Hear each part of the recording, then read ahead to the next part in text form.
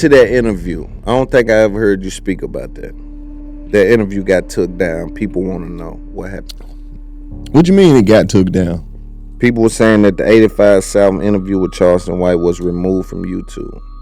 Why? I'm a law-abiding citizen, and one thing I love about America, they give you the right to free speech. I ain't bothered no when I say you. I ain't calling no name, no nothing. If I say Jay-Z, you a nappy head ugly, he can't want to fight me. He Jay-Z. But what if he do want to head? Like, you see me, then fight me. If Charleston White goes through it, if you see me, fight me. I got mace with a red beam on it. The 85 South interview with Charleston White was removed from YouTube. Why? You own 85 South. I think it's interesting you're asking me why. There's a lot of theories behind that shit. People told me that Tip called us and made us take it down. It's your time to tell the hundreds of thousands of people that love to watch you. Are you interested in going on tour without DC and Chico? I am. You on tour? Yeah. But DC can be selling more than you, or Chico can be selling less than Karlous. Karlous can be selling more than Chico. You see what I'm saying? How does that not affect y'all? How do y'all stay tailor-made for the situation? With the wilding out thing, I spoke to Chico a few weeks ago.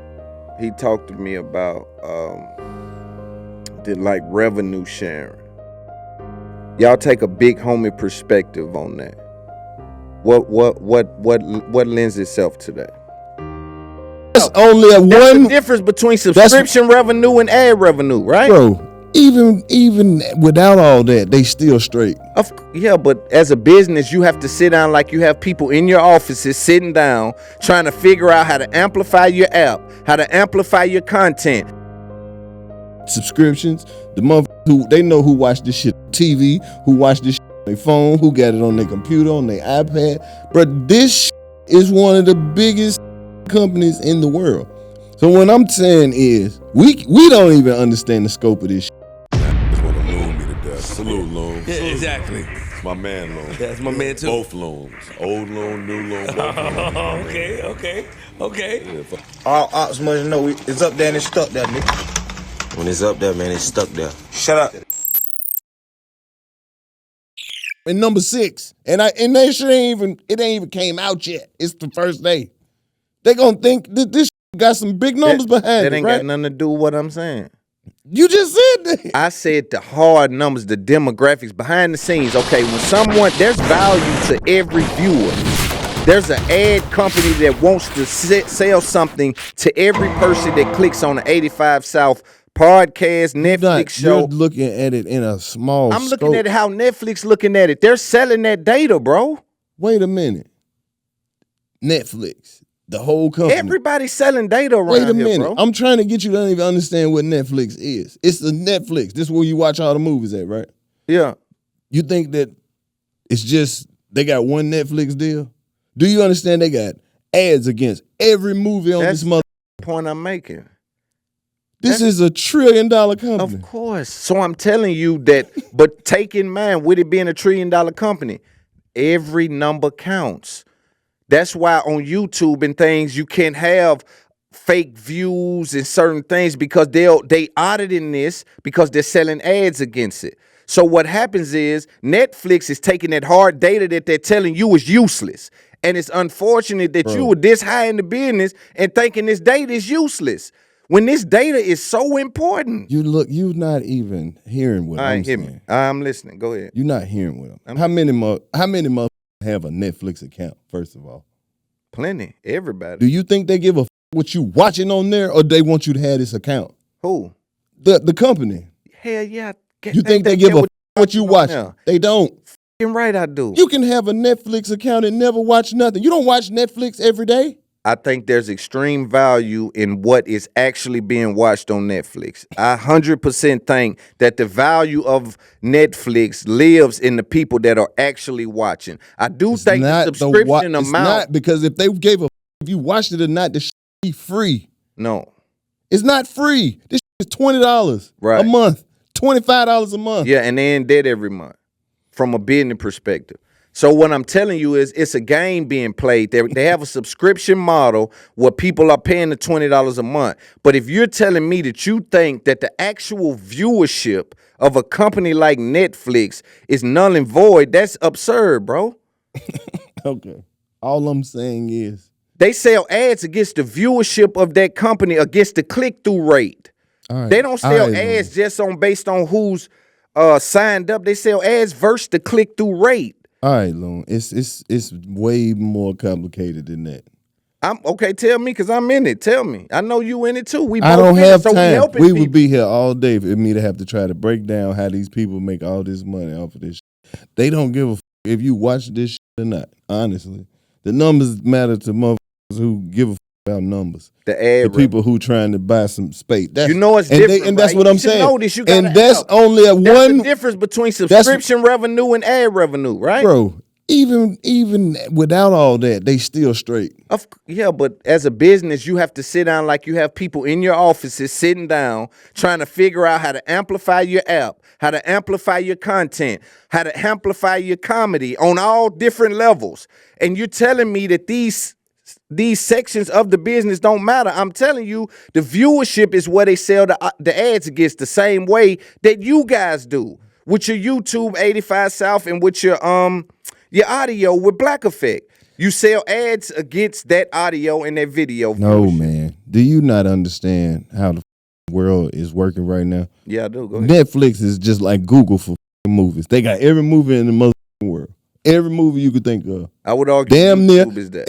with the exceptions of certain movies. I would argue YouTube. But if you get a brand new Netflix account at your new house and you watch one movie, do you not know that they have enough information about you to put all the shit that you might possibly in your lifetime while you have this subscription watch? Now, if you come over my house and I've been watching Rambo and all this other shit, it's going to be some shit on my Netflix that you don't even know how to get to on your Netflix. Do you not understand that we are literally in the Matrix? Nah, I get Netflix, they don't give a if you watch it or not.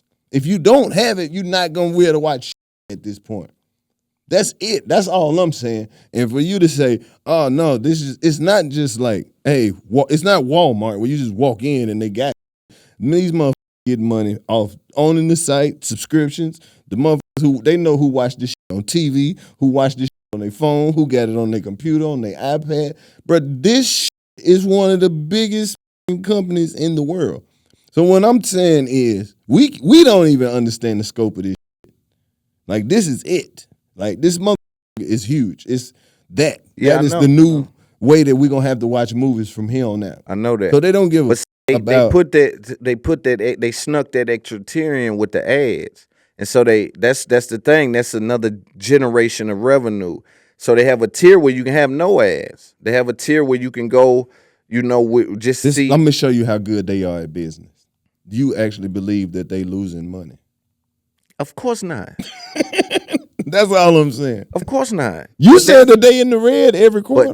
But I'm telling you, because they playing this subscription game. Well, when the money come in, they put it back out on content because they want to own everything that's on their platform. So they spend the most. Why you think they stole comedy from HBO? First, it was everything to have an HBO special. That is absurd.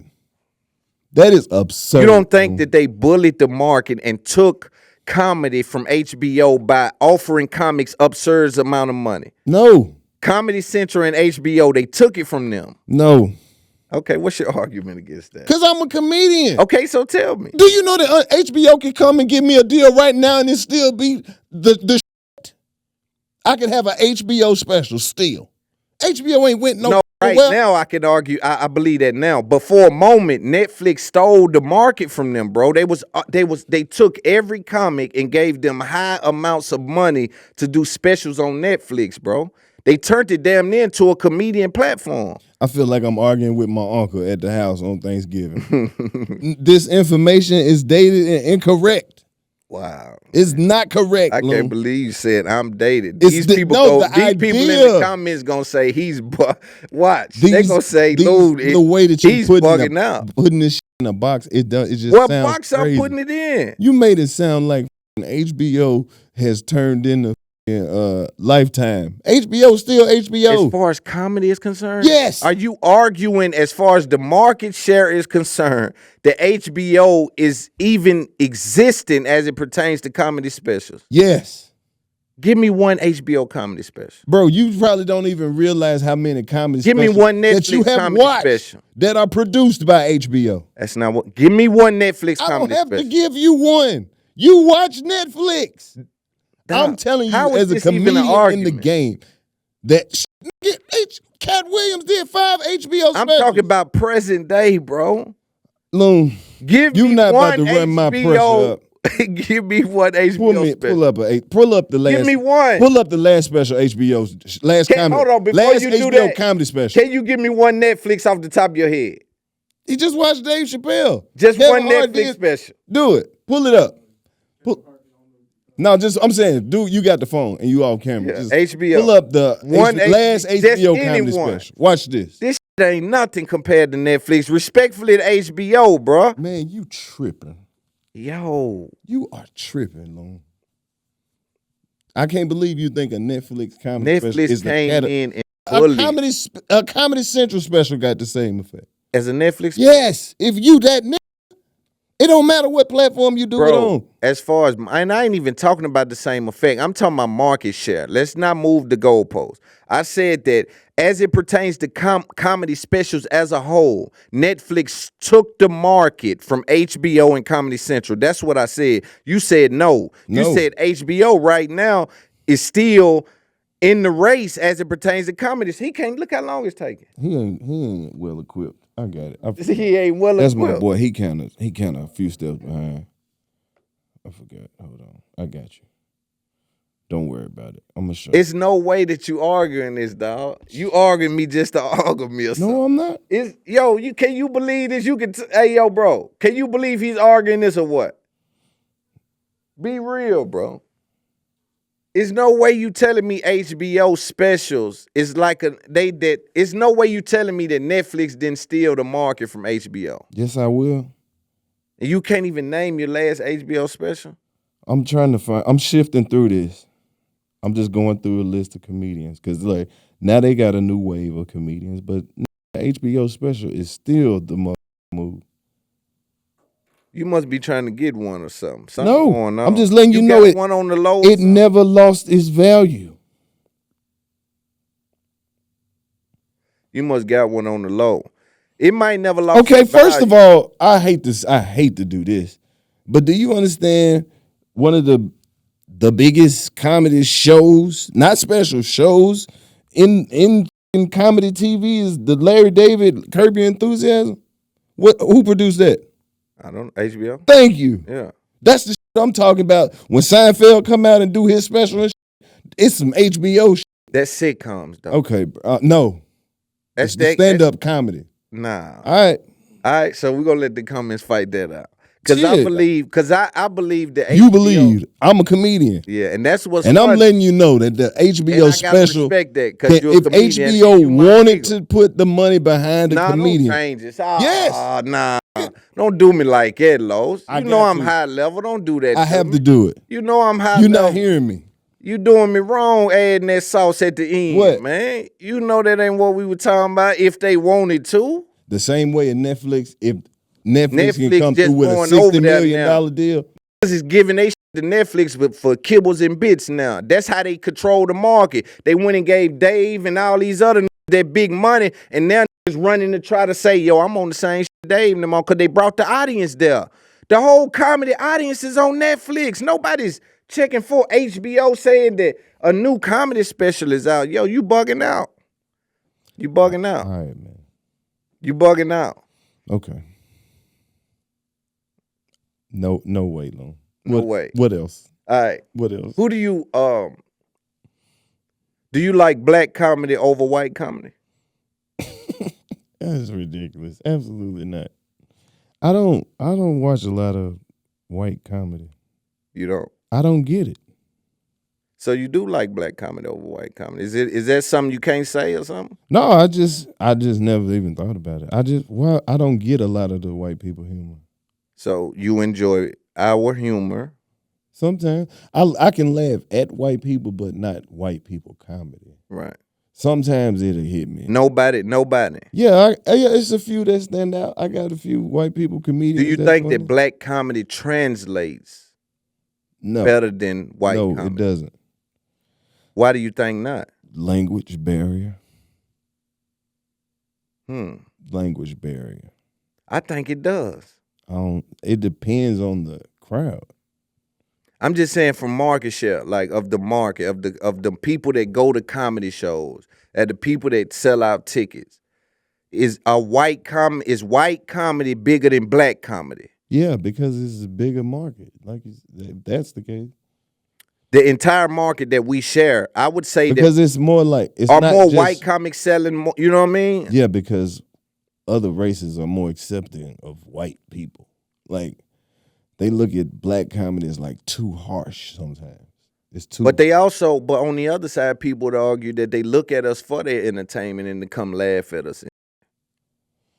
Yeah, it has certain aspects of that, but it don't matter where you go in the world, it's still gonna be some white people at the show or whatever the black event is. It's always gonna be a certain group of white people that f with it hard, but it ain't never gonna be an overwhelming majority until you get to that level where you done had 4 or 5 Netflix specials and now you selling out where the Yankees play baseball at or some shit.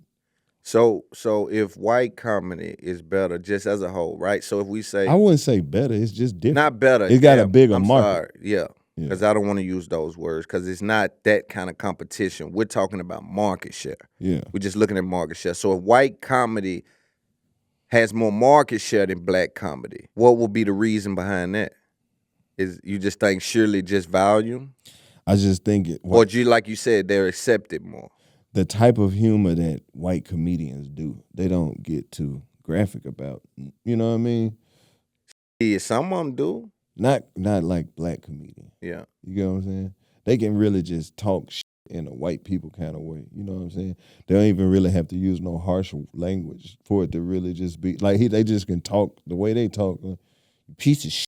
Yeah. You know what I mean? That's just pretty much like hard as it gonna get. Like a here and there, and it ain't never gonna be. You know what I mean? With a whole lot of niggas, like, I was watching the dark side of comedy. But that's the way we talk, and we're not accepted for that. We get criticized on the way that we communicate amongst a group of us, and they got the freedom to just be them a lot of times. You ever watch Dark Side of Comedy? What is that? I think it's on. I watch it on my Fire Stick, but I think it's on one of them, stations. What is it about? Goes behind the scenes of comics and kind of tells kind of the other side of what's driving the jokes and kind of sometimes their life is kind of falling apart when they're at their peak, but they're performing at a high level. You know what I'm saying? Like they did one on Andrew Dice Clay. Yeah, it's hard to create good comedy when you ain't broke. When you don't have no pain. That's where the humor come from. Because you got to keep in mind, we letting people laugh at us. We really be going through it. But the laughter and the good performances help us deal with it. Right. Yeah. Some of your biggest failures in life, once you can go on stage and feel like you do that shit right, it kind of make you feel better. Right. I was looking at that, right? And so he one of them guys that said a lot of wild shit. You know what I mean? Like I don't know if you're familiar with him, but he didn't hold back on the mic. He was selling out Madison Square and all that back in the day. But anyway, he's one of the first comedian rock stars. Right. He would rap, do little rhymes and shit up there. Yeah. You know what I mean? But if I go, he capitalized on a niche market. Right. But still, I still put the black. Like say if I put him up there, who would cancel him out from the black side? Just as far as volume. It wouldn't be nobody to cancel him out because think about it. As good as he was in his heyday, he had Eddie Griffin on the road with him. Like it's black comedians everywhere. But shit, Pride canceling him out. Why would you have to? I'm saying like comedy period, right? So if we go top 10 comedy from their side, top 10. You asking me who would be the equivalent? Yeah. To that? Because I'm just trying. I mean, it's not even a comparison though, because the only person, like I would say on the black side who was doing that type of shit would be like And they gotta have Eddie Murphy. Oh, I forgot about Eddie. You get what I'm saying? Eddie Murphy was the real king of the rock star shit, man. He was on a Kevin Hart run. I forgot about in the 80s, man. Yeah. Well, it don't even sound right to say Eddie Murphy was on a Kevin Hart run. Eddie Murphy was on an Eddie Murphy run. One of the runs like Kevin Hart is having for himself right now. Back then, bro, this Eddie Murphy, don't ever get it fucked up. Like he him. But then, so he is him, bro. It's like he him. Yeah, Eddie Murphy one of them ones. Eddie Murphy is him. How many specials he got? He got a few, don't he? I know of two. Two, I think. Yeah. Two, and they classic. Yeah. Delirious and Wonder Wrong. will he come back? I don't think comedy done changed. I don't even think he even want to, bro. I feel like Eddie Murphy can go on tour and not have nothing prepared and do a new hour every night if he want to. It's Eddie Murphy. Yeah, he gonna get a 30-minute standing ovation before he say anything. Damn near. He won the one. He is him. And the crazy part is, even if the shit gonna be good, bro. Yeah. The shit that he just might throw away and never do again, that shit gonna be some of the best shit you ever seen. Right. It's him. And then he know what we like. He got a laugh that make everybody in America laugh, bro. I didn't even think of Eddie when I was thinking about that. I don't know why. Eddie Murphy is him, dog. But then I was thinking about Bill Burr, because he one of them guys that... Bill Burr? Yeah. You don't like him? I fuck with Frank Murphy. I watch Elvis for Family. Bill Burr is hilarious. But that nigga is a fool, boy. But then who would we have on our side that we can say, all right, if Bill Burr come out, we can send such and such on the stage after him? What? I'm asking you. Bro, I'm talking about for their audience too. I ain't talking about for a black audience now. I'm saying like interchangeable that night, one city. Eddie Murphy on this side, Andrew Dice Clay on that side. Both them going crazy. You feel me? Who going first? I don't. That's what I'm saying. Andrew Dice Clay going first. No, bro, you trying to have a fucking comedy tournament and you want me to fill in? Yeah, because you're a comedian, so I'm just asking. I don't know. Karlous Miller. I go up after all them niggas. I don't give a fuck who it is. So I go up. They gonna want to see me after that. Yeah, that's how I go. Yeah, they gonna want to see me. Fuck you mean? You think I'm gonna sit here and be like, okay, and then we'll put? Of course not. No, of bro. Course not. No.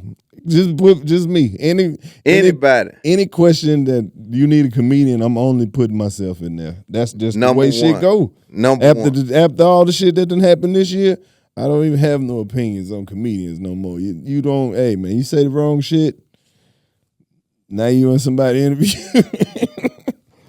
I don't know. Don't ask me. Why not? I'm only talking about legends and people on the Mount Rushmore comedy. Yeah. But there's a lot of people to be spoken about. No, it ain't. And it ain't no need to duck no name. No, the only people need to be speaking are the people whose names he said. That's it. Everybody else's opinion, you can keep it. What if about? He didn't say your name, shut up. But what about the dress conversation? You've been on auditions.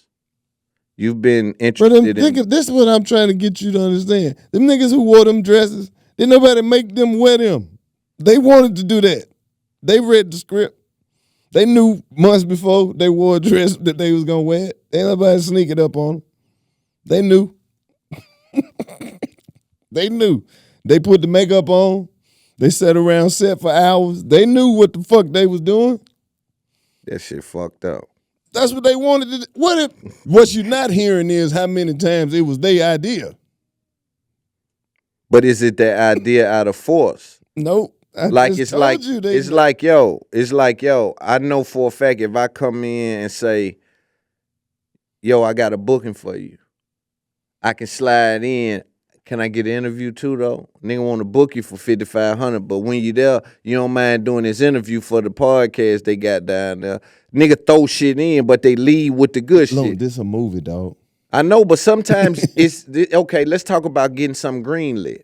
Because that's the process you got to go through in Hollywood. And sometimes black men say, yo, if I put a dress on, maybe it gets greenlit. Maybe they gets it greenlit. Look, these motherfuckers not shooting the movie first. The deal is done. When they put them dresses on, they had to be on set at 8 o'clock. At 6 o'clock, so they can be in hand makeup to be on set at 8.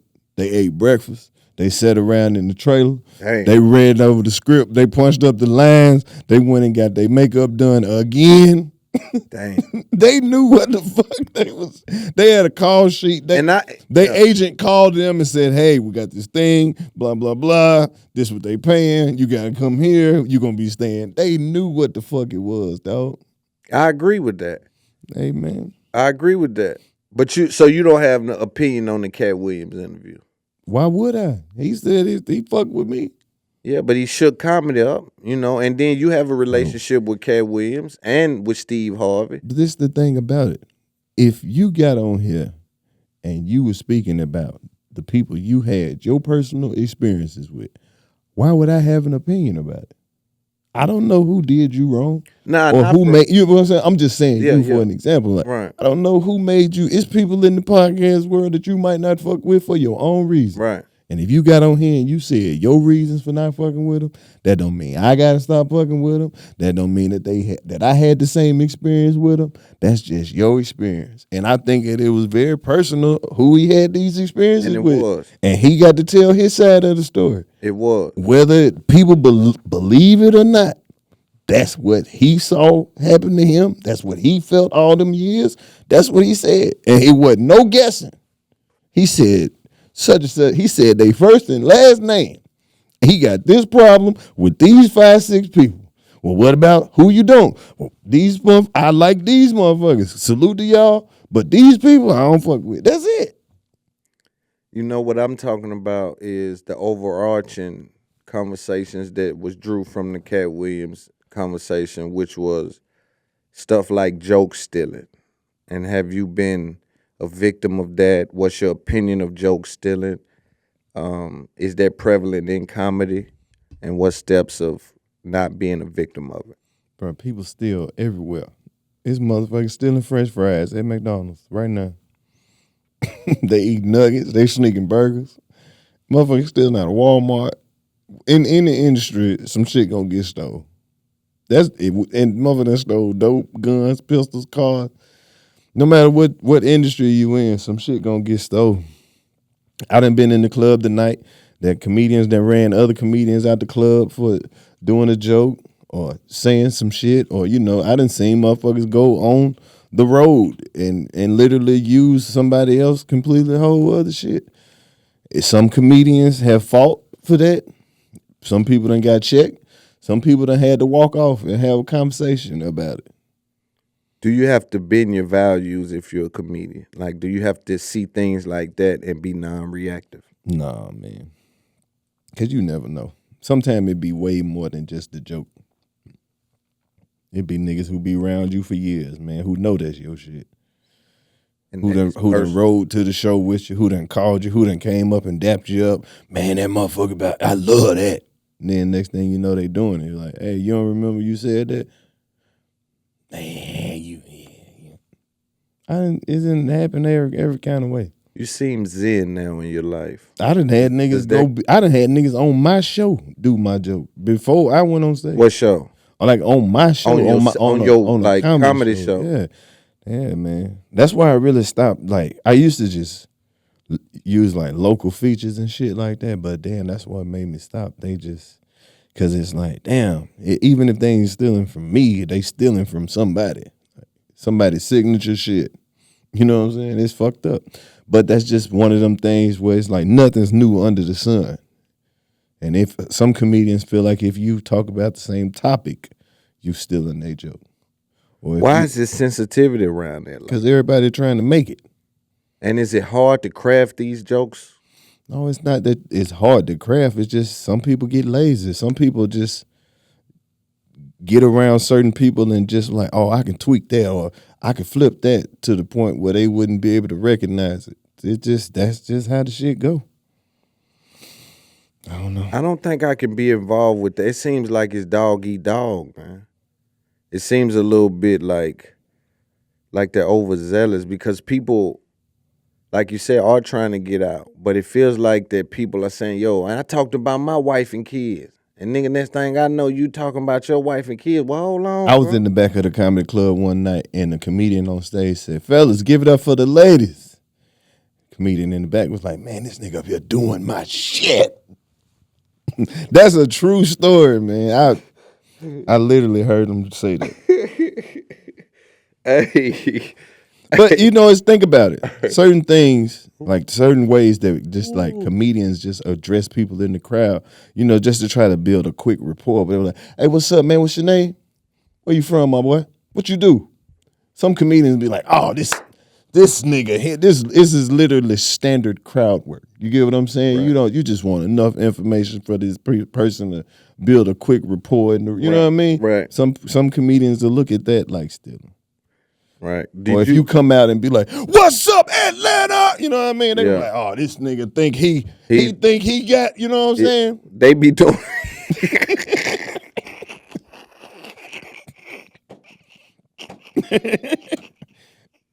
not off the what's up Atlanta. This Man, I've seen it. Hey, not off the what's up Atlanta. Come on, man.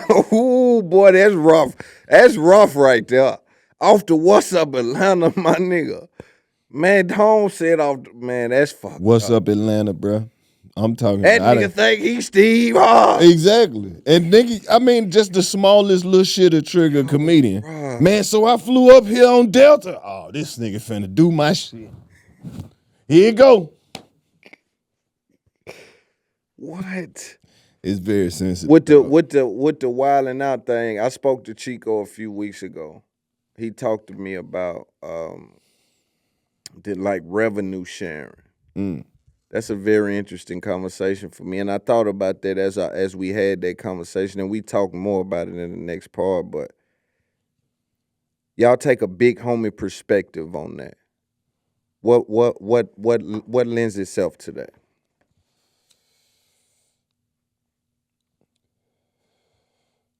Just an urban philosophy.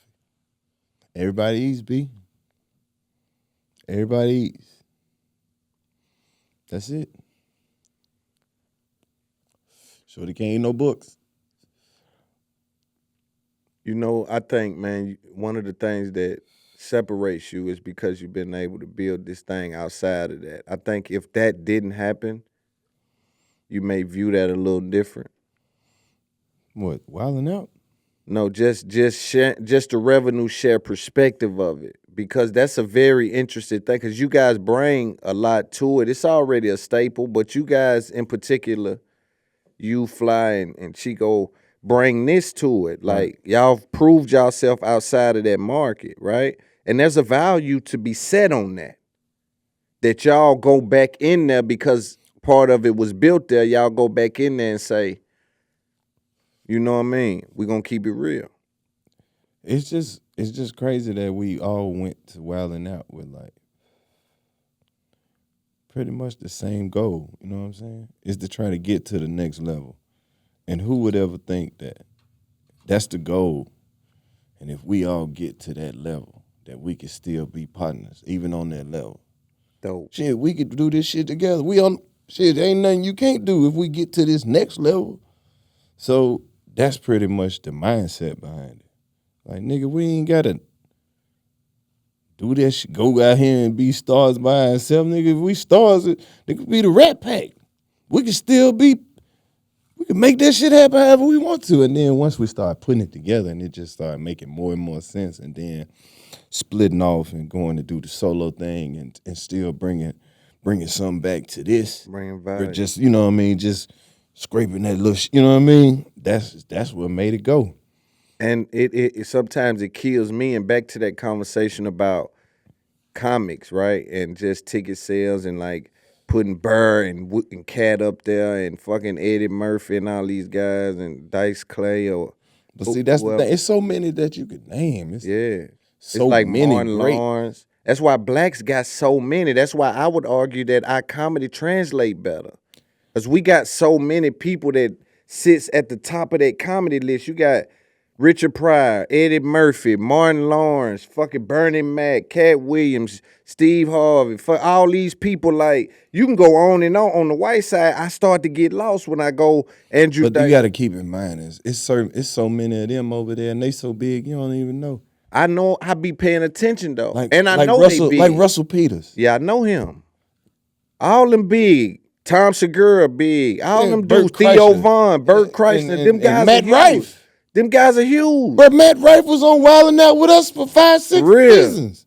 7. That's We went dope. on tour. That's dope. Now he out here taking over shit. That's dope. Man, that's my motherfucker. I'm proud of him, dog. Yeah.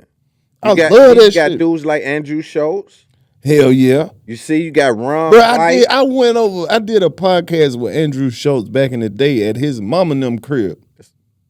Now look. Now he's one of the biggest stars in America. Hey Schultz, I hate your mustache though. I hate your mustache and your haircut. That shit look historically racist to me. I can't wait for you to switch that up. Grow a goatee or something. You look like a motherfucking World War II pilot. Do you think I think he's doing it on purpose. I know he is. Yeah. I know he is. But so he locked in though. He good. Nah, he one of them He done men. got with the right people. Yeah, he Who got the right affiliations. Now he out of here. But He we good. been knew this shit back in the day. But see, listen, when you got Pete up, Davidson. yeah, Louis C.K. I don't know Louis C.K. He ain't one of my partners. You don't He know ain't- Louis C.K.? I don't know him. I don't know that Pete freaking ass white man, Pete bro. Davidson and one, but Louis C.K. a big one over there. I know. That's You know him. who Louis C.K. is? But I'm just talking about the white He one of the dudes big ones. who came up around us with the MTV shit, Yeah. like Matt Rife and Andrew Schultz. But see, what we also talking about is a move of Pete inventory, Davidson. though. A move of the culture. Because we also was just speaking of, we got to watch who names we putting in there when we speaking about Eddie Murphy's and Andrew Dice. But what Clay. I'm trying to get you to point, like what I'm pointing out to Go ahead. you is though, is like, nigga, we got one Kevin Hart. Right. He the biggest black comedian, right? But on the other side, it could be 10 Kevin Hart. But we got Dave Chappelle. We got Kevin, But Dave. what I'm saying is, yeah, but I don't the- think none of them niggas selling out look like at the dude. next generation, like all these motherfuckers you name. Yeah, they coming up. Who our next generation? Of course, y'all already smoking shit. What generation you think y'all is? I don't know. Cause I don't have a whole lot of like. I just look at the people who was in my class of comedians, like Lil Rel and Damn Fool and like Tiffany Haddish and Ron G and Ali Sadiq and all of them and Billy Sorrells and D-Lay and like No, them, all of them. like and Clayton and Watching all of them. it's a lot of those comedians that's like in my class of like who was young gunners when I started. You get what I'm saying? Right. Like I remember like Clayton Thomas and Nate Jackson. Like them all the dudes who I can't. Who's the biggest out of that class then? I would probably out of classic. I don't know. Maybe Lil Rel. He did the most movies and shit like that. On that side, Yeah. Carlos Miller. Yeah, that's what I'm thinking. It's all. I feel like I don't never. I'm literally But when I thinking look at my peers, I don't even look at it like who the most famous or So, who but got what- the most success. Yeah. I just see people who just making moves. Who just like our whole goal was to get into the game and stay in here. But we do at some point if Like, you know what I'm saying? Yeah, Like we but at would have some still point- stayed in. It's like nigga, this just the whole experience. Everything at this point is extra. But at some point, if you're leading this, it's your responsibility now to pave the way and position this thing. You see what I'm saying? So, like, would you say Hart and them are the class before you? Yeah, Okay. we after them. Okay. You get what I'm saying? Yeah, 'Cause yeah. if you look at where he is now, he put his time in. Yeah. I don't know how long he been doing comedy, right? Like what, maybe 25 years or so at this point. Yeah. I've only been doing Damn, he comedy been in it 25 years. at least. Hell, that was just 99 if you think about it. Shoaling. He might have been doing 28, probably close to 30 at this point. Man, it just fucked me up. 25 years ain't nothing no more. Yeah, he probably been doing comedy since he was 17, 18 years old. Yeah. But when we look at Schultz, he moves inventory. You see what I mean? Like Schultz literally moves inventory like y'all do. and he moves Madison Square Garden 2 or 3 nights at a time. Yeah. For comedy. He know how to market that. He been building that shit for the last 10 years though. But here's my conversation I want to have with you, because I look at the comedy scene, I look at them, I say, all right, they may be bigger by volume, selling out more. You know, we may got them couple ones that's doing them numbers, but like you said, it's a list of those that's doing arenas and it's doing. It's a list of them. We only get, so when we get one supernova. Now, exactly. Now the new question becomes, why is that the case? And so I try to think about podcasting, because most of the big comics have a podcast. When I look at black podcasting, y'all run the space. You and the Reed. It's the same reason why you can look up who the #1 podcast on Apple Music. It'll be Whitney and Brittany, right? Connecticut. White girls who get 500 million listeners a month. They got $300,000 worth of ads, and the same way that type of shit happens, that happens in every industry. Or is it not enough quality comedy podcasts that, because podcasts have proven, if we look at the other side of the market, which is the Joe Rogan sphere and all of those guys, Bert Kreischer, Tom, Theo. But see, that's what I'm saying. If you would like to do comparisons, like we don't have. No, we learned. Well, the only person that we can have that could compete in the media space, not just podcasts, it would have to be somebody like Steve Harvey or Tyler Perry, right. Or but Ricky check out Smiley. Like that's the. You're right. Ricky can't do it. Steve can do it.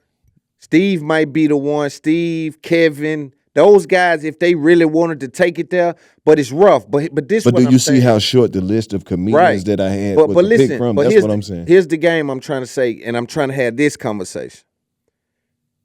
I'm learning and I'm not comparison, I'm studying. And it's important to study the market. This is how you take over the market. But as I studied what they're doing, it looks like podcasting is a driver of tickets. Then when I look at y'all with 85 South, y'all tickets are doing well all across the world. Podcast doing well. There's a correlation. May not be causation, but there's a correlation. But I know for a fact that Rogan and them are saying that when I put a comic here, and this is 8 years ago, 7 years ago they were saying this, it affects the ticket sales. What that tells me is that podcasting is a driver of ticket sales for comedy. Well, now, what podcasting does is it introduce, like especially if you're doing it consistently, it just is introducing you to people who ain't fucked with you yet. So why does black comedy podcasting really not have a presence? Because while we say they sell out like that, I can also name Two Bears, One Cave, which is Tom and Bert Kreischer. I can name the Theo Vaughn podcast. I can name the now we do have them because we got Desi Banks with a pretty big podcast. He got a podcast? Nah. He don't have a pretty big podcast. Skits. Who's that? Marco. Who's the nigga with the podcast? That's not necessarily a podcast. Marco. Is that a podcast? I guess you would call it that. But does that help with tickets like it does on the other side?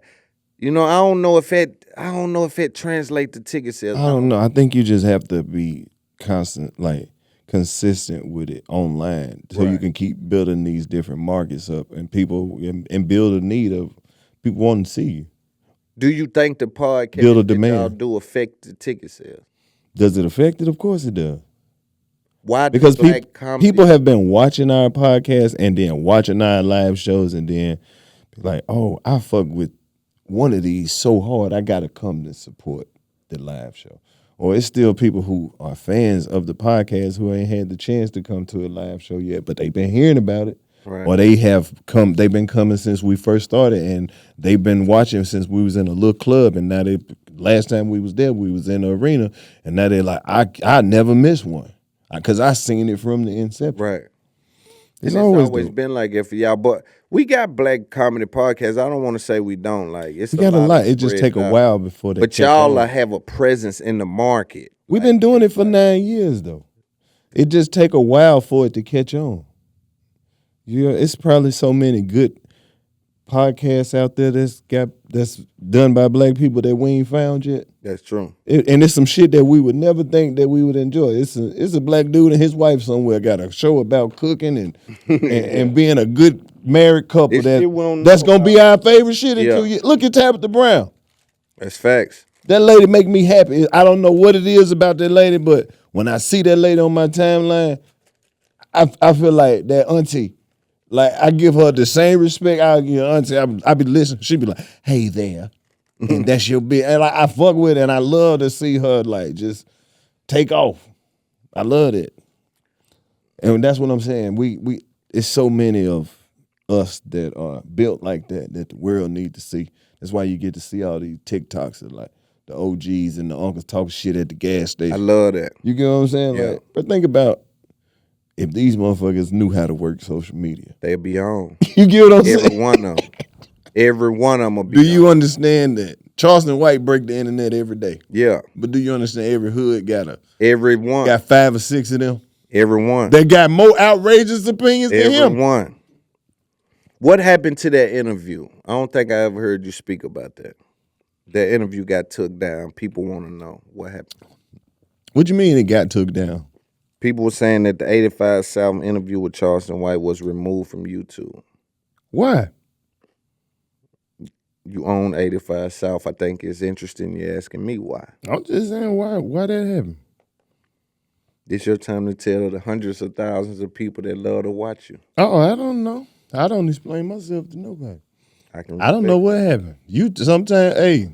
Sometimes shit happen. You ain't never looked on YouTube and you saw some content missing?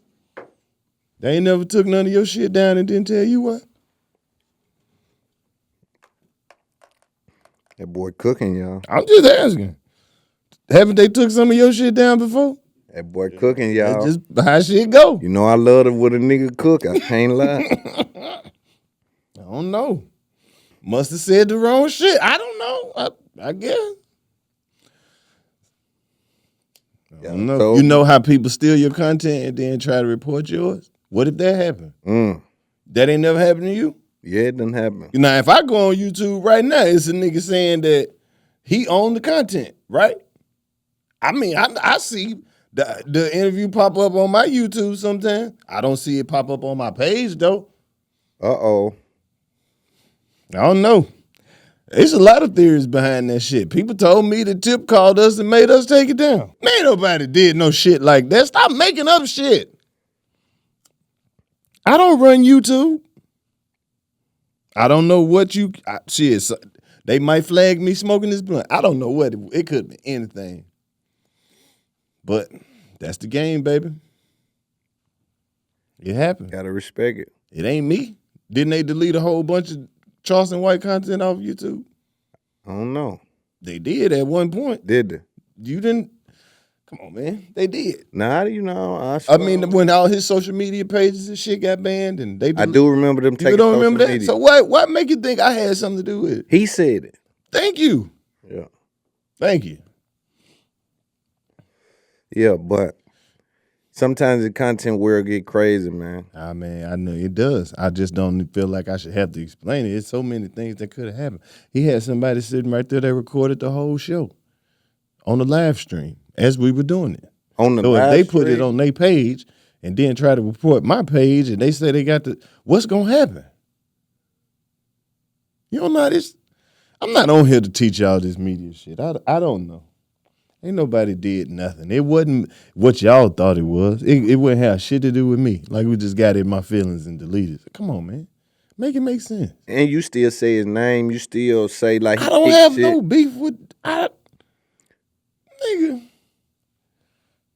Did nothing happen.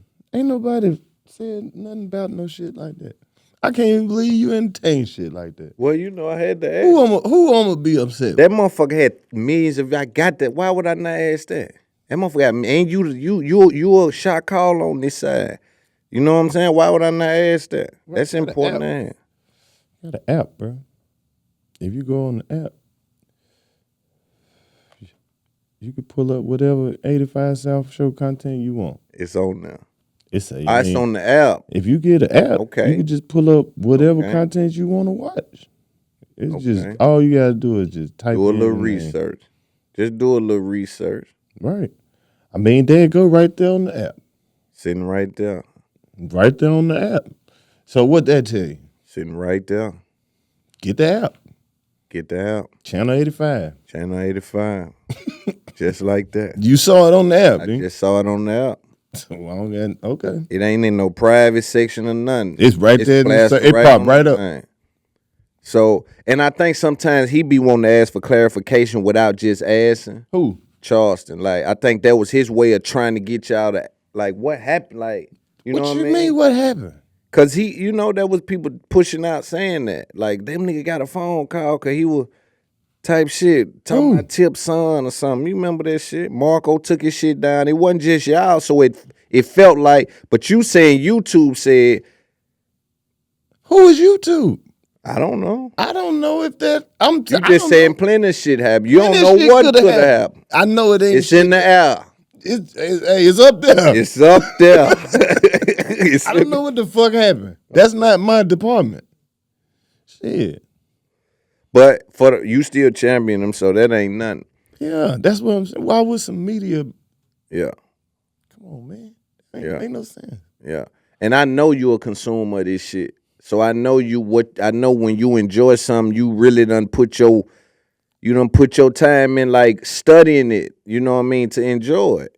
You know what I mean? Like, you really, dude, you know kind of what he be on. You know what I'm saying? I think I'm going to do a live show with him at some point like I did with Umar. You can come out, man. Do it. Might as well come out. Would you come out to that? Yeah, I come to some shit like that. Bro, I still watch a lot of Charleston White shit. They be hilarious to me. Yeah, I'm going to get you to come out front row, you and your family, whoever. That ain't it. That's why I be saying, from where I come from, bro, that ain't no nigga you can stay mad at, bro. That just crazy ass goddamn, you know what I mean? Depending on your family, that's your uncle or your cousin, bro. Who say some wild shit, you cut them off for a minute and you see it, you can't stay mad at that nigga, man. Yeah. But from a business perspective, it's a totally different game.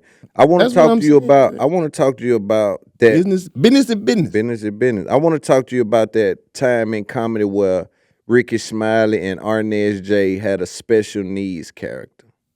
What? Do you think that should come back now? But do you understand I have performed all over the world? Right. For people who have quote unquote disabilities or lost limbs or, you know what I mean? So it might not be acceptable. No, what I'm saying is there's a way to make fun, not of somebody, but to make fun of a situation, to find the humor in some shit without offending people. You get what I'm saying? I enjoyed Arnez J and Lil Darryl. Right. There are people who are in those similar situations who also enjoy that. Oh, dear. Because it's like, if you go with the Ricky Smiley page and you see the type of work that he does with the kids and people with special needs and shit like that, he do this shit on the regular.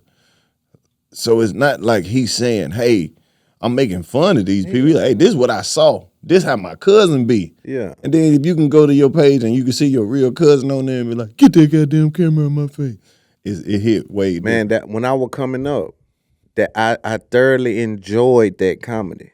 Right. Like, just to see Ricky Smiley, even though he would just pop into it sometime. Right. And just like Arnez J would just pop into his brother, whoever he would act like. His brother Rodney. And walk across the stage and shit. And I would just, every single time, that shit would be funny. Right. But it's like nowadays, I'm not sure if that's, or is that being done? That probably is being done in the comedy club. Bro, it's a way, like I said, as long as it's not malicious. Right. It's ways to make a joke about anything and make it funny. Right. As long as you're not making it personal enough where it can hurt nobody's feelings. Yeah. That's the That's a thin line, That's what makes a comedian great.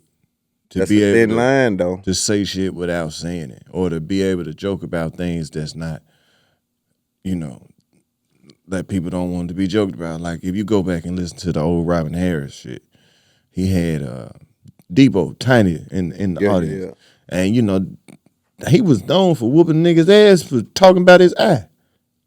And Robin Harris was, you know, he had built such a rapport with him from him coming to the club every week that he let him get, you know what I'm saying? He still played the character, but he wasn't going to really do nothing if you go back and see it, because they got it recorded on an old Robin Harris shit where he was doing his shit.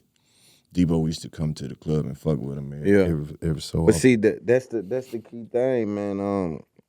Because I done seen people get upset at comedy clubs about, like, I'm talking about like fighting mad and actually have fights and brawls and shut the whole club down. I remember one night, I ain't gonna say who the comedian was because it's just, it's crazy. But I was at the spot one night and it was this albino dude in there and the comedian was fucking with him. He wasn't even really getting no laughs for the shit that he was saying, but the dude, like, got so mad. He was furious, dog. Like, he went, like, stormed out the club, and he was just, like, sitting in the car. Like, I walked outside. He was sitting in the car, like, literally beating the shit out the steering wheel. Like, he was going berserk. Like, his people had to come get him, bro. My God. Yeah. Did you ever have a heckler you had to deal with? Hell yeah. I done had some of the worst hecklers, man. Give me one of them. Just stories. a terrible, worst hecklers, man. Like, you wanted a heckler story? Like, I don't know if you familiar with the Atlanta comedy scene, but Nav was kind of explaining it to me. the worst heckler in Atlanta comedy history, in my generation of comedy, probably Lil Baller. Lil Baller and goddamn Rico. Lil Baller is my partner, though. Oh, okay. But that's just his thing. He's always heckled the hell out of comedians. Sco Bubble was a motherfucking heckler. Rest in peace to Sco Bubble. But, man, some of the worst hecklers is comedians. Worst hecklers is comedian, bro. Corey Hogan would be in the club, like if a comedian on stage and he bombing, you'll always hear Corey, like Corey Hogan and Jeff B. They used to be notorious for like, man, get your garbage ass out of here. Oh. Or you'll hear Corey go, wah, wah, wah. Goodness. Dirty South, rest in peace. She used to always say, get these unhilarious ass niggas off the stage. Goodness. Ugh. Goodness. So many classic nights, bro. I'm glad I got to actually come up in that era of comedy around that.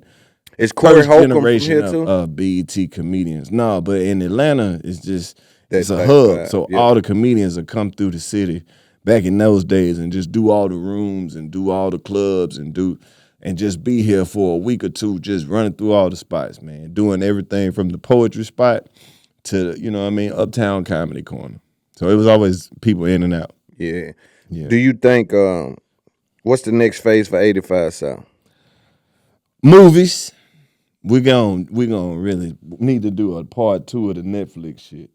We need a follow up. Right. Definitely need a follow up. We need a movie. We need a cartoon or something. We need some cartoons. I want y'all to do. I want to be involved with this. What? 85 South Comedy Club. A comedy club. We might do that later on down the line. I think that's a we very still good active in the idea. game, bro. Yeah, but I think that the hub that you speak about, you guys can now be that hub. You know what I'm saying? Like if there's even this building can act as that. You know what I'm saying? But I'm saying Not this building. well, not this building, but whatever. But I'm just saying at some point I feel as though that y'all can be like the place that like shoot the pool ball out. You Right. know, the place that the pool ball is shot out of. And that's legacy. Yeah. You know what I mean? So But you know how to keep in mind, we're still active in the game Fact. too, and like spreading our legs out. This only the phase 1 of us. right. You know what I mean? Some people look at it and be like, it can't still be phase 1. Yes, it is. We ain't maxed out phase 1 yet. So once we get, established where we want to take our brand to, and then maybe we'll do some shit like that. But Yeah. How long have you we still been creating on? our own opportunities. Right. How long have you been on Wild 'N Out? I've been on it since they brought it back. How long is that? Many years? That was what, 10, 11 years? Damn. Yeah. But hell, that's like, I think I did probably 17, 18 seasons maybe. Goodness. Something like that. That's a long run. Yeah. And that's it's always Viacom, but it's moved stations like MTV, MTV2, stuff like that as you Yeah. Comedy Central, been on BET. Comedy Central? Yeah, it's Viacom, so they'll play that shit on all them that channels. shit, yeah. But, it went from MTV2 to MTV. Shout out to them folks, man. They fuck with me. Yeah, shout out to them. We have a very crazy-ass relationship. Why you say Because as much as they don't fuck with me, they do. right. So, yeah, I fuck with Do you them. think why do you think Or do you think that the role that you play on Wild 'N Out, it can translate to other roles for Viacom? Who knows? Business is business.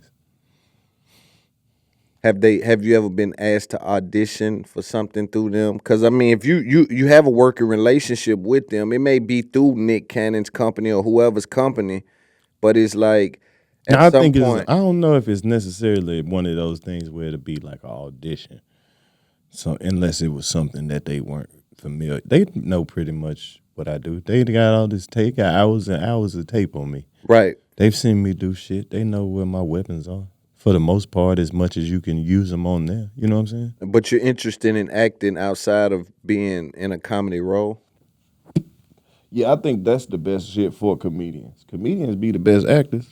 So they would. Because we can do anything. Right. Like you would probably see. I think my breakout role gonna be some shit that ain't got nothing to do with comedy though. That's easy. Mm-hmm. But I want to be a villain. Yeah. 5 seasons of one of them drug dealer series or something, just being a terrible motherfucker on there. Yeah. I've been talking it up. I done had a few little auditions that I almost hit. Right. I'm on there. Yeah, and so that's what I'm saying. But the key is your weapons as a comedian, even though they would know you, you would have to come in and show them some kind of. There'll be an audition process for. Yeah, most definitely. Yeah. Most definitely. But you know, once you get through the initial process, but it's gonna be somebody who been watching this shit for a minute, who already know exactly where I'm supposed to be at. Do you think some shit is just you can't even get ready for. Yeah. Just do it. Yeah. Have you auditioned for anything before?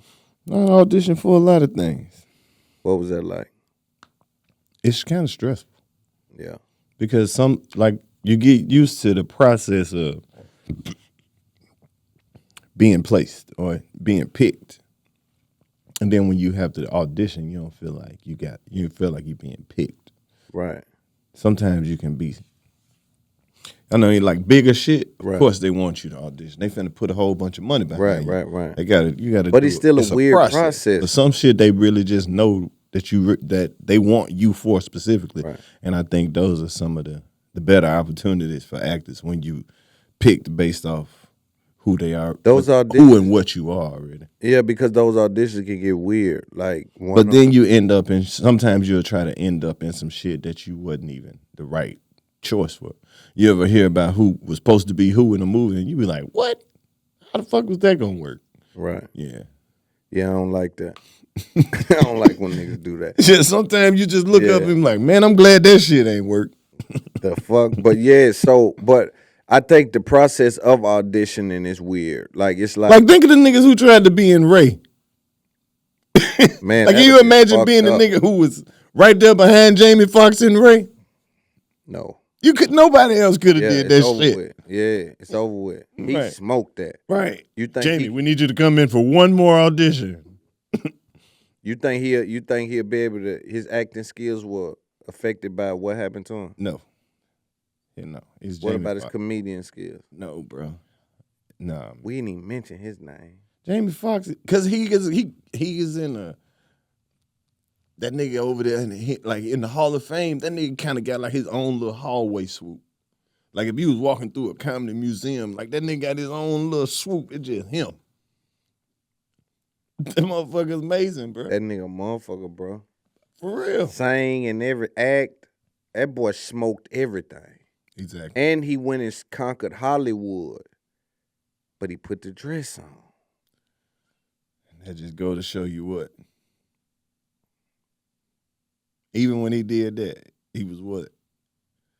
Still one of the funniest motherfuckers in the. Yeah, but why is that repetitive putting a dress on? I heard one of them niggas tell. Because if you just want to get technical of it, it's a layer of comedy. You think so? Yes. It's Flip Wilson.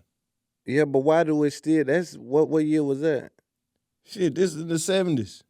We in 2024. 60s. Fuck and we don't use no joke from the 70s. Shit, they all from the 70s.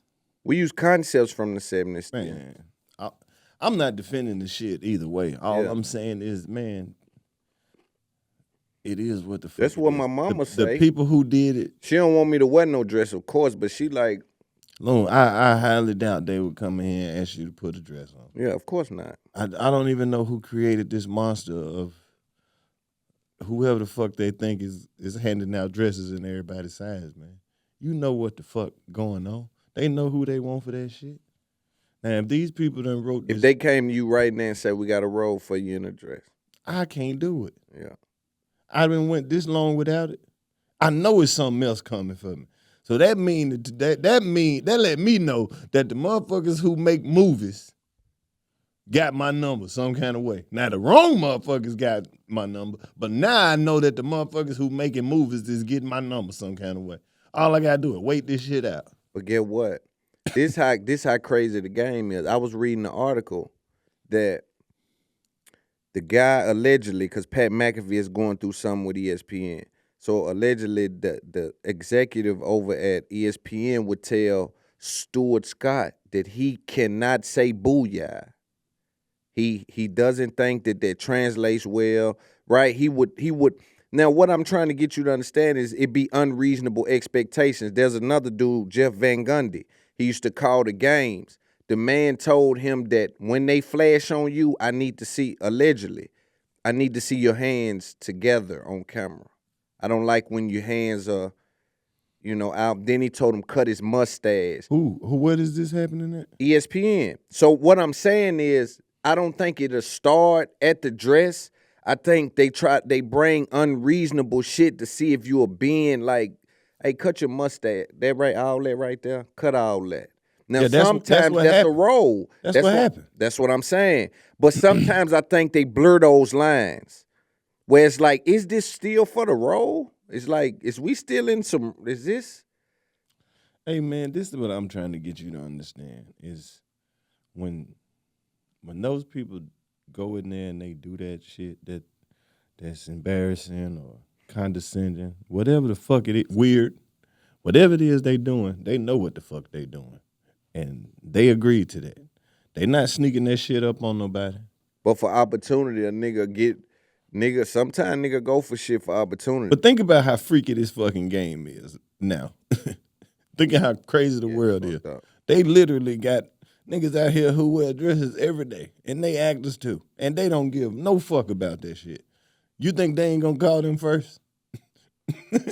They not finna go find a comedian off a podcast who be smoking weed and feeling on big titties and ask me to do that shit. That's not what they want me for. I know that ain't what they want me to do. Ain't nobody over there trying to fuck me. I ain't worried about that. I'm gonna come in, do my, if they want me here for a day or two, I'm gonna do my, freeze, motherfucker. Hey, good job, Karlous. Go on, get the fuck out of here so we can get back to the weird shit we was doing before you came over here. They don't want me around for no long time. Because the weird shit got to get done. That's what they do. Hey, man, when they call you for your movie role and they say, all right, you're going to be on set for 2 days, you playing the bank security guard, all you got to do is this, and this. Oh, you was phenomenal, baby. You don't know what the fuck else scenes they shot when you left. That's true. That's true. This whole movie might be about niggas in dresses. They don't even tell you the title. Damn. Man, what happened with the... Oh, you know what they... Wait till you see it. Your scene was great, though. Right after that, niggas went to the ballet and turned into a swan. You don't know what the fuck happened after your scene. That's true. That's what I'm saying, bro. So even if you don't fuck around and do no shit like that, you don't know what the fuck else gonna be in the movie. That's too heavy, ain't it? Nah. I'm listening to you, though. Right? That makes sense because you don't. They don't tell, especially somebody that's coming in for those kind of roles, they don't really share that kind of information, what all of this is about. You may know your role, your name, your lines, but you don't have any control over the final edit of those things. You damn sure don't. Yeah. That's crazy, man.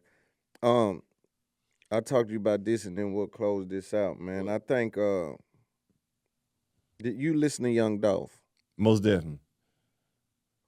That's one of your favorite, or? Yeah, Dolph is definitely up there because, Memphis right there from my hometown. Mississippi. So I've been on Dolph since he really first came out because he used to always come and, do all his local shows and shit was in North Mississippi. Right. Yes. I think his independent grind. Who did you grab your grind from? Like, I'm gonna hustle this out, because you could have got stuck over there on that TV world in that wild and out circuit. You could have got. I wouldn't stuck mind over it. there. I wouldn't mind it. TV is a great job. But damn, bro, you done built this beautiful thing. Why would you say That's you wouldn't fine. mind it? Because I know how to balance both.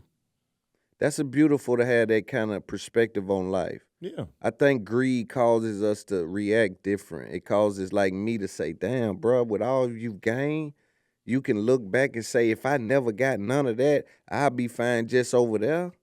You know what I mean? No, I it's think not- I got the I want spirit. it Some all. Go ahead. Because it's like this was still gonna happen eventually. Like I was still like even if I was on TV with a regular hustle and I'm stacking that bread, I'm like I'm a regular. I'm talking about a whole contract negotiated for the next 5-6 seasons, and they done wrote your boy something big. You think I wouldn't have no shit like this to come back to Atlanta to? Maybe even bigger and better, or be building on some shit like this. Most definitely. What does it mean to be a regular? I mean that you one of the people who on the flyer for the show. When they advertise the show, it's you, Eddie Murphy, Right. Nick Nolte, and Chris Rock. It's just y'all three on Right. there. Y'all got the big picture on there. Right. Not some nigga who name in the credit. Like, Right. nigga, you Ghost on Power. Yeah. You Tariq, you were regular. You got you about to do 5 seasons of this. Yeah. They ain't paying you per episode, nigga. Your contract, you finna get paid for 3 seasons. Right. Yeah. Gonna Yeah. get you straight. You out the way. Yeah. Yeah. Yeah, go on, get me out the way. Yeah. Them I folk can respect that Them though. folk came with blah, blah, blah, Yeah, and yeah. then they wanted, and then shit. I can respect Like when you got, not the motherfuckers who be in Tyler Perry movies, like his people, the ones who about to be on 3, 4, 5, 6 shows this year. them He ain't the just one. finna check to check them. They need a whole situation. Right. Them the one. And some exclusive shit. Right. Did you, when you started 85, who was it? Was it this group you got now? Who was here at the inception, like comedians? Me and DC. Y'all too. Yeah. So it's always been y'all. Yeah. Are you, can you go, so are you interested in going on tour without DC and Chico? I am. You on tour? Yeah. I already do that. We all are. How do y'all maintain the camaraderie when, like, DC? We've been doing that from the beginning though. But DC could be selling more than you, or Chico can be selling less than Karlous. Karlous can be selling more than Chico. You see what I'm saying? How does that not affect y'all? How do y'all stay tailor-made for the situation and something like that? Because that's not even how this works.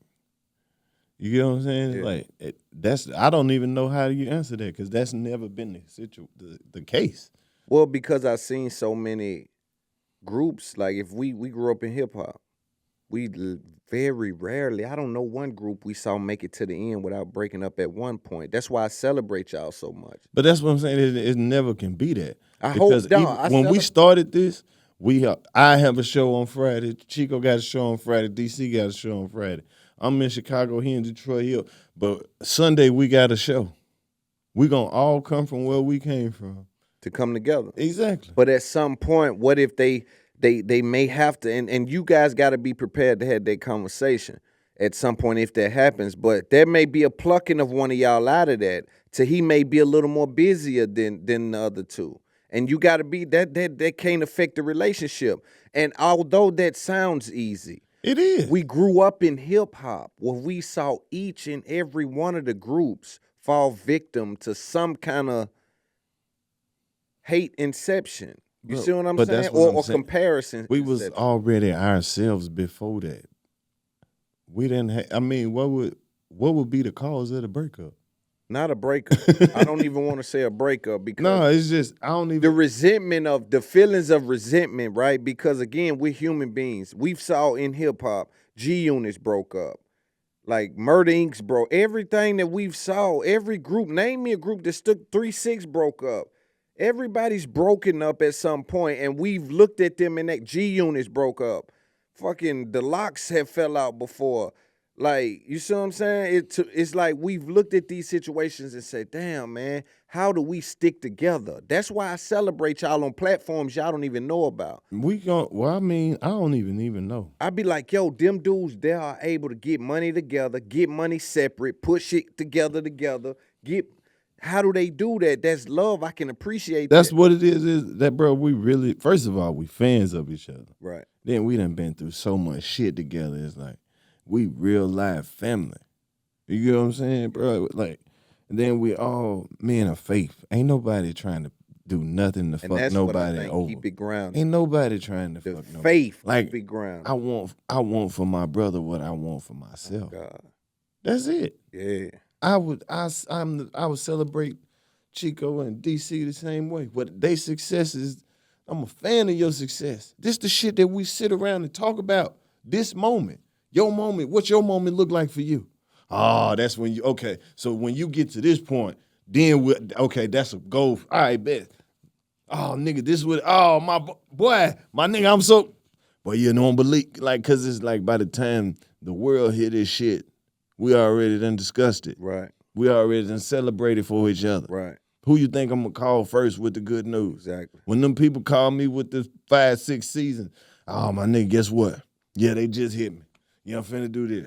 Who you think finna, come on, man. But it's important to tell the youngsters that because they've witnessed in our same culture all of these groups not be able to maintain at y'all level, bro. I don't know if I don't know if you really understand that.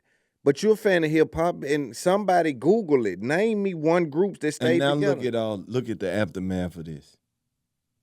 Mason Cameron having the time of their life. You know why? It's just like in life. When Ray and Claude started back talking, they fell out over some shit that they could have been fixed. Right. It wasn't never that they couldn't talk about it. Right. Yeah, who's to say they ain't been talking? Right. You think the first time they linked back up was on camera? No. It don't work like that. Never. Yeah. But I like I said, I celebrate y'all every time I'm in other rooms. I'm like, yo, those brothers. Every group didn't break up. Who? All the groups didn't break up. Give me one. Shit, there's a lot of groups that didn't break up. That's what it's some of them old motherfuckers. Hey, the niggas rap. Give me ain't a the rap. niggas in the Whispers twin brothers. But I'm talking about You can't break up with your twin brother. Yeah. The Isley brothers is still brothers. Yeah. You can break up with your brother though. This money and fame will make a nigga. It'll fuck over a nigga, man. We done saw it. Too many people done got involved with it and it scrambles them. Yeah. You know what I'm saying? So I think that's part of it, though. That's what I'm saying. But y'all, one thing that all the other shit you said, I can throw out the window if I'm not paying attention. But think about it. It's people who don't have all the money and the fame and success, and they have stories that's even more crazier than people who are famous. The only difference is people give a fuck about every little thing that you do. It's highlighted. Right. Or the perception, because people just see you doing what you do and start building a perception of you or who they think you are. Right. So the moment that you step outside of them, they be like, oh man, I knew this nigga was lame as hell. Why he do that? Why he pick up? Like, nigga, that's what he always wanted. I guess he had to get to that level. He go to that phase, whatever is his business. You can't live your life through nobody else, man. Right. It is what it is. Man, I appreciate you coming by, man. It's up there. It's really love, man. It's up there, podcast, Big Loon. Y'all go do something with that information. Skid it.